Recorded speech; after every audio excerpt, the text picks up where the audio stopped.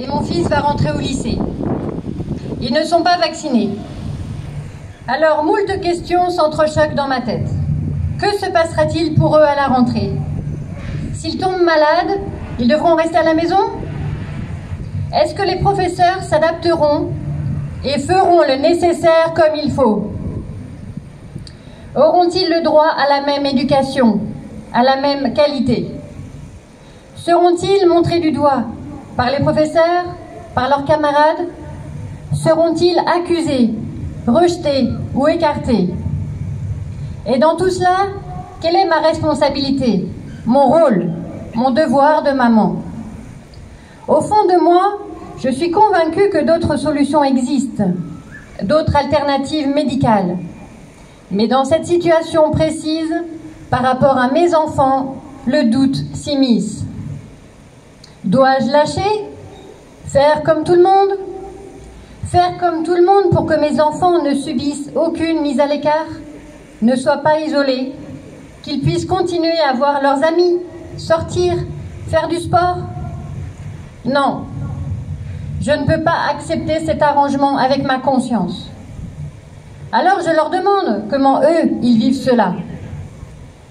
Ma fille répond tellement sûre d'elle.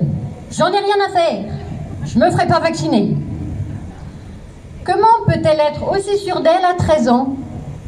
Prend-elle toute la mesure de la chose? Ou c'est moi qui exagère? Comment mes discours l'ont-elle influencée? Son frère, 16 ans, me répond. Je sais pas, maman, je verrai bien. Mais si je peux pas faire mon sport après le 30 septembre, je me ferai vacciner. Faut bien continuer à vivre. Eh oui, son discours est ok, je l'entends. Je le comprends et je le respecterai. Mais en moi, une colère gronde et monte. Pourquoi en est-on arrivé à se poser toutes ces questions?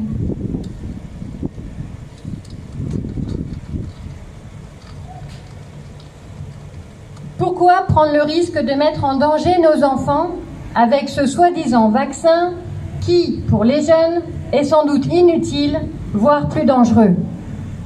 Aucune certitude, aucune vérité.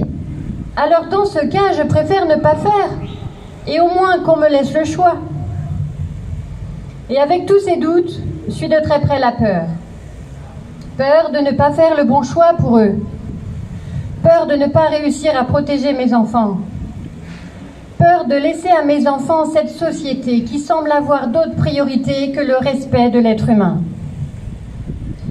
Mais aussi j'ai appris que derrière chaque peur se cache un désir. Alors là, je ne doute pas, mes désirs sont très clairs. Désir d'agir pour que mes enfants grandissent dans un monde où chacun peut côtoyer avec bienveillance, respect et tolérance son camarade, même si, surtout si, son opinion diverge. Désir de montrer à mes enfants que parfois, il est nécessaire de se mettre en mouvement pour être entendu et défendre une cause qui nous paraît juste.